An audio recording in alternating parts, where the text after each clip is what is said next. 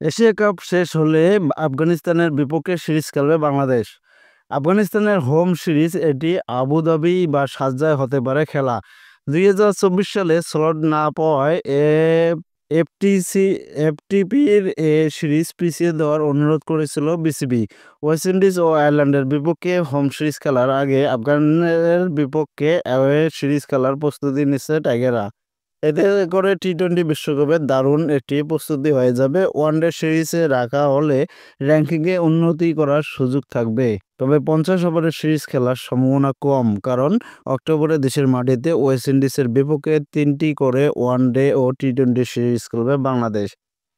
টি-20 বিশ্বকাপে খেলা নিশ্চিত থাকায় বাংলাদেশ ও আফগানিস্তানের মধ্যে অনুষ্ঠিত সিরিজ জয়-পরাজয়ের প্রভাব ফেলবে না। সে কারণে নিজেদের মধ্যে 3 বা 5 ম্যাচের সিরিজ খেলতে পারে দুই দলই। ওয়ানডে সিরিজ হলে মন্দ হতো না বলে জানান একাধিক ক্রিকেটার, কারণ 50 ওভারের ক্রিকেটে দল হিসেবে প্রতিষ্ঠিত হওয়ার জন্য নিয়মিত ম্যাচ খেলার প্রয়োজনীয়তা দেখেন অধিনায়ক মেহেদী হাসান মিরাজ।